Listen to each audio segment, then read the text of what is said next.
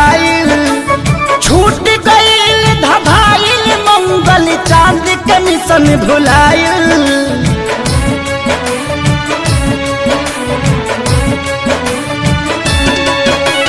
छूट गईल धभाइल मंगल चांद के मिशन भुलाइल। कुदरत के आगे देखा विज्ञान भी बौना हो गईल। भगवान के हाथ के कठपुतली इंसान खिलौना हो गईल। भगवान के हाथ के कठपुतली इंसान खिलौना हो गईल।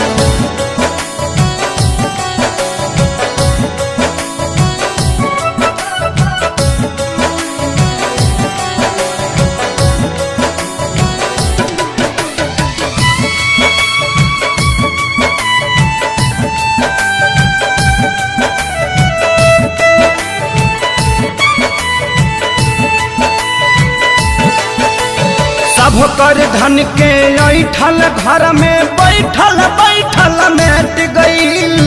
बड़का बड़का वीर भूपति के विपत्ति से जब भेंट भइल।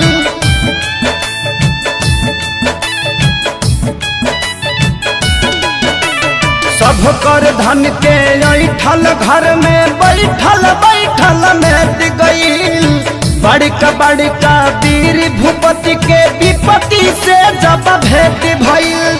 त्राजिमाम जगत में भइल जब काम घिनौना हो गईल। भगवान के हाथ के कठपुतली इंसान खिलौना हो गईल। भगवान के हाथ के कठपुतली इंसान खिलौना हो गईल।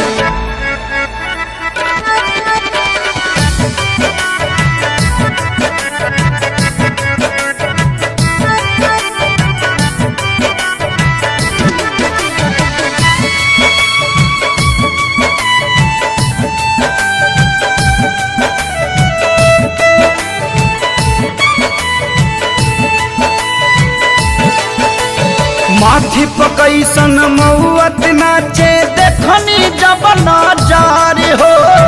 अपनों से मिले जुले में लागता अब डर हो।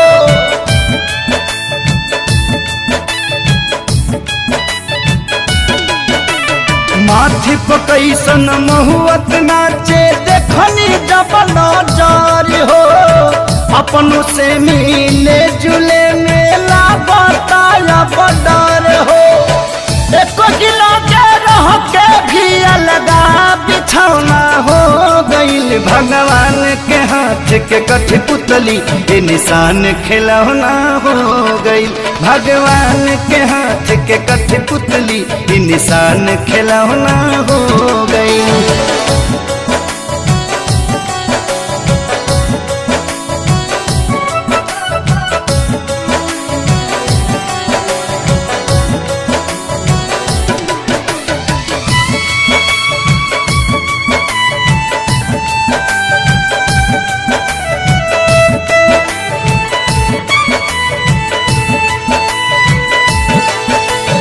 राजा के हथवा जोड़त देखनी प्रजा से करत गोहार हो। इहे देखी जिंदगी के लागल का बाकी मत हमार हो।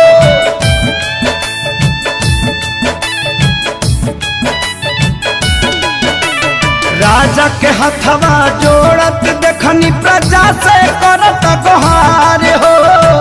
इहे देखी जिंदगी के लागल का बाकी मत हमारे हो। हलचल खेसारी धनंजय पभारी एगो किरौना हो गईल। भगवान के हाथ के कठपुतली इंसान खिलौना हो गईल। भगवान के हाथ के कठपुतली इंसान खिलौना हो गईल।